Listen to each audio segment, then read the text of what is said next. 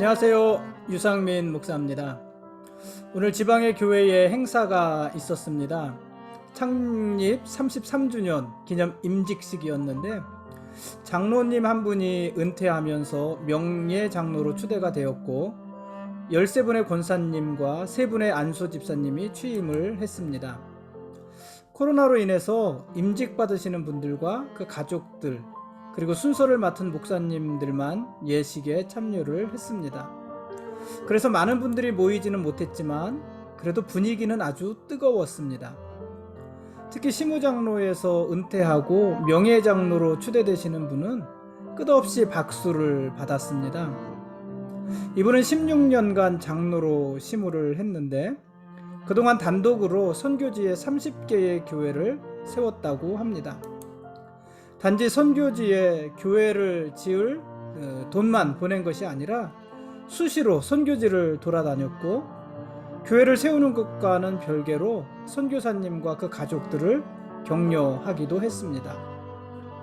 섬기는 교회에서는요, 목사님의 사역에 전적으로 협력을 했고 교우들을 또 잘 돌보았습니다. 그리고 지방회와 총회 목사님들도 잘 섬겼습니다. 그러니 교회도 또 오늘 순서에 참여한 목사님들도 장로님의 은퇴와 명예장로 취임을 진심으로 축하를 해 주었습니다. 물론 저도 같은 마음이었습니다. 그 모습이 보기에 참 좋았습니다. 장로와 권사로 취임받으면서 축하를 받는 것도 좋지만은 모든 임기를 다 마친 후 은퇴하면서 받는 축하는 훨씬 더 큰 의미가 있지 않나 이런 생각을 많이 했습니다. 왜냐하면 은퇴를 받으면서 받는 축하는 그가 장로로 있으면서 또 권사로 있으면서 얼마나 성실히 그 직분을 잘 감당했는지를 보여주는 것이기 때문에 그렇습니다. 오늘 임직식에 참여하면서 저도 언젠가 제 사역을 다 마치고 또는 제 삶을 다 마치고 하나님 앞에 섰을 때, 하나님 앞에 서게 될 때 이렇게 축하를 받았으면 좋겠다는 생각을 했습니다. 물론 지금 받는 크고 작은 축하도 좋지만 그러나 여호와의 날에 마지막으로 받는 축하는 정말로 영광스러울 것 같지 않으십니까? 저는 그런 축하가 있었으면 좋겠습니다. 오늘 말씀 보시겠습니다.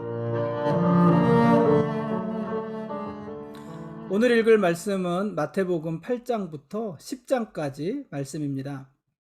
산상수훈을 통해서 하나님 나라의 복음을 가르치신 예수님은 산에서 내려오셔서 사람들을 고치십니다. 치유하십니다. 그것으로 하나님의 나라의 실제를 보여주시는 것입니다.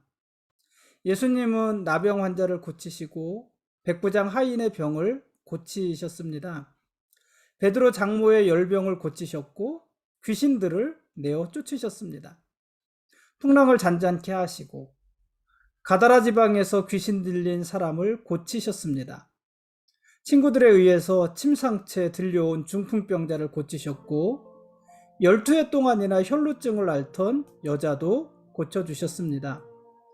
이 12해 혈루증을 앓던 여자는요, 그냥 자기가 예수님 뒤로 와서 예수님의 겉옷을 만지기만 했는데 그랬는데도 병이 나은 것입니다. 다윗의 자손이여 우리를 불쌍히 여기소서, 이렇게 소리치며 예수를 따랐던 두 맹인의 눈을 뜨게 해주셨고 또 귀신 들려서 말 못하는 사람도 고쳐주셨습니다. 이렇게 예수님이 고쳐주신 사람들은요, 대부분 가장 연약한 자들이었습니다. 나병 환자나 백부장은 이스라엘 공동체에 들어갈 수도 없는 사람들이었고요. 심지어는 부정하다고 여겨지는 사람들이었습니다. 사람들이 함께하지 않는 자들입니다. 귀신 들린 사람도 혈루증을 앓던 여자도 부정하기는 마찬가지입니다. 열병도 부정한 병이었습니다. 그래서 그들은 모두 다른 사람들에게 배척을 받았습니다. 그래서 이들은 모두 소외된 사람들이기도 했습니다. 그러나 모든 사람들이 그들을 배척했지만, 멀리했지만, 그들이 가까이 다가오는 것을 꺼려했지만, 피했지만, 그러나 예수님은 그들을 만나주셨고요, 또 그들을 만져주셨고요, 또 그들의 문제를 해결해 주셨습니다. 예수님은 먼저 적극적으로 그들에게 다가가셨고요. 눈으로만 본 것이 아니라 손으로 그들을 만져주셨고요. 그들의 문제를 안타까워하시기만 한 것이 아니라 해결해 주셨다는 것입니다. 그리고 그들이 이스라엘 공동체의 일원이 되게 해 주셨습니다. 예수님이 나병 환자를 고치시잖아요. 그리고 뭐라고 말을 하냐면은 제사장에게 가서 네 몸을 보이고 모세가 명한 예물을 드리라, 이렇게 말씀을 하시는데, 그것은요, 그 나병 환자가 유대인 공동체의 일원으로 돌아갈 수 있도록 하시는 조치였습니다. 예수님은요, 단순히 육신의 질병만 고쳐주신 것은 아닙니다. 예수님은요, 사람의 영적인 문제도 해결해 주셨습니다. 예수님은 침상째 들려온 중풍병자의 병을 고쳐주셨을 뿐 아니라 그의 죄도 사해 주셨습니다. 예수님은 당시 가장 악한 죄인으로 여겨지던 세리와 죄인들, 다른 복음서에 보면은 창기들, 그들을 찾아가서 그들과 함께 하셨습니다. 그들과 함께 식사를 나누셨습니다. 사람들은요, 그런 예수님을 비웃었고, 심지어 예수님이 신성을 모독한다고까지 하는 자들이 있었습니다. 그러나 예수님은 병든 사람들에게 의사가 필요한 것처럼 나는 죄인을 불러 구원하기 위해 왔기 때문에 죄인들과 함께 있는다, 이렇게 말씀을 하셨어요. 그렇죠? 의사가 매일같이 정치하는 사람들과 함께 있으면 어떻게 되겠습니까? 의사가 매일같이 대학 교수들하고만 함께 있으면 어떻게 되겠습니까? 의사는 병든 자와 같이 있어야지요. 그래서 그를 고쳐줘야지요. 그러기 위해서 의사가 된 것 아니겠습니까? 예수님께서도 죄인을 불러 구원하기 위해서 이 땅에 오셨기 때문에 예수님은 죄인과 함께 있어야 됩니다. 죄인과 함께 계셔야 그들을 회개시키고 구원하실 수 있는 것 아니겠습니까? 그런 논리로 예수님은 죄인들과 함께하는 자기의 모습을 설명하셨습니다.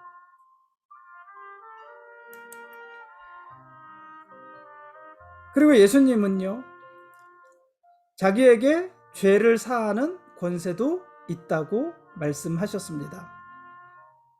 하나님 나라에서는요, 죄가 존재하지 못합니다. 하나님 나라에서는요, 오직 하나님의 공의로우심만이 그 나라와 백성들을 통치하는 것입니다.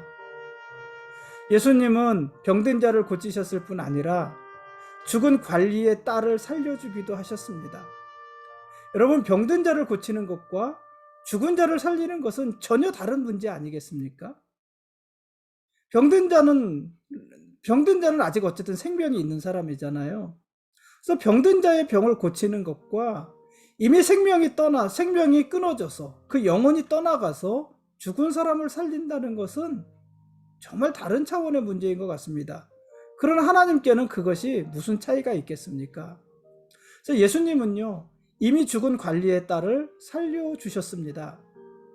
예수님은 병을 고치실 뿐 아니라 죽은 사람도 살리신 것입니다. 여러분, 하나님 나라는요, 죽음이 지배하지 못합니다. 하나님 나라는요, 생명이 지배합니다. 이 사망, 죽음은 하나님의 속성과 가장 반대되는 것이에요. 하나님의 속성은 생명이십니다. 그래서 하나님 앞에 자신들을 바쳤던 나실인들은요, 부정한 것, 특히 시체를 가까이 하지 못하게 되었잖아요. 왜냐하면 시체, 죽음, 생명 없음, 이것은 하나님의 속성과 완전 반대되는 것이기 때문에 하나님 앞에 자신들을 구별해드린 나실인들이 죽음을 가까이 할 수가 없는 것이었어요. 그래서 하나님 나라는 생명이 지배하는 곳입니다. 오늘 10장에서 예수님은 12제자를 부르시고 그들에게 권능을 주어서 세상으로 파송하셨습니다. 제자들은요, 예수님처럼 더러운 귀신을 쫓아내며 모든 병과 약한 것을 고칠 것입니다. 제자들은 이런 권능을 값없이 받았어요. 돈 주고 산 것이 아니었어요. 그러므로 제자들은 병든 자를 고치고 죽은 자를 살리고 나병 환자를 깨끗하게 하고 귀신을 쫓아내고 이런 일을 할 것인데 그런 일을 거저 해 주어야만 하는 것입니다. 왜냐하면 그런 권능을 거저 받은 것이기 때문에 그런 권능을 거저 행사해야 한다는 것입니다. 여러분, 하나님이 주신 은혜는요, 하나님이 주신 거룩한 은혜는요, 물질을 대가로 사용해서는 안 됩니다. 특히 하나님 나라의 복음을 전하는 일에 어떤 보상이나 대가를 기대하는 것은 옳지 않습니다. 거저 받았으니 거저 주라, 그것이 주님의 가르치심이십니다. 지금까지 마태복음 8장부터 10장까지 말씀에 대한 길라잡이였습니다. 내일 읽을 말씀은 마태복음 11장부터 13장까지 말씀입니다. 예수님이 병을 고쳐주신 자들은 모두 다른 사람들이 꺼리는 자들이었다고 하지 않았습니까? 피 흘리는 자도, 귀신 들린 자도, 나병에 걸린 자도 모두요 다른 사람들과 함께 할 수 없습니다. 왜냐하면 부정한 자들이었기 때문에 그래요.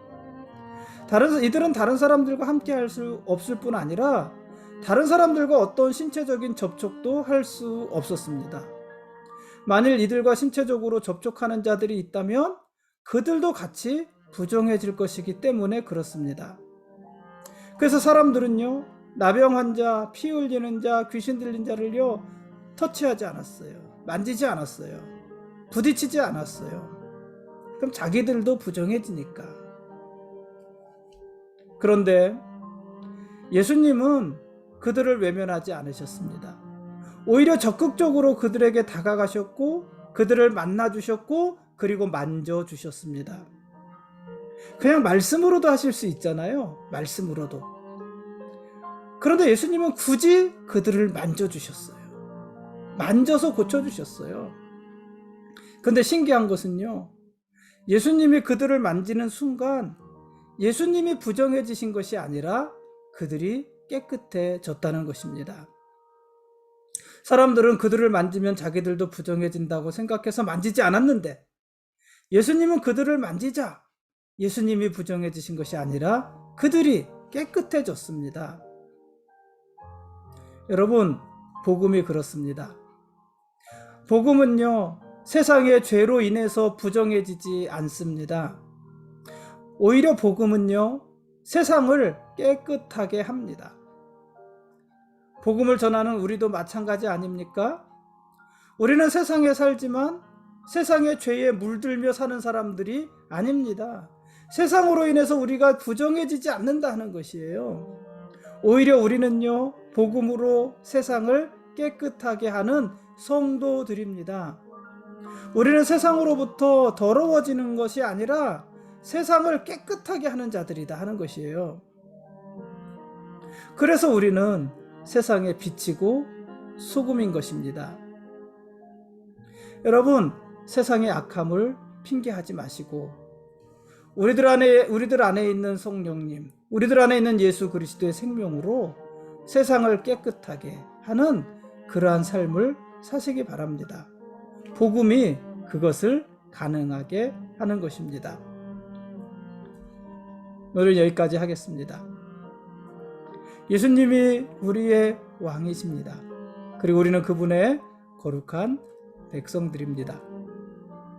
고맙습니다.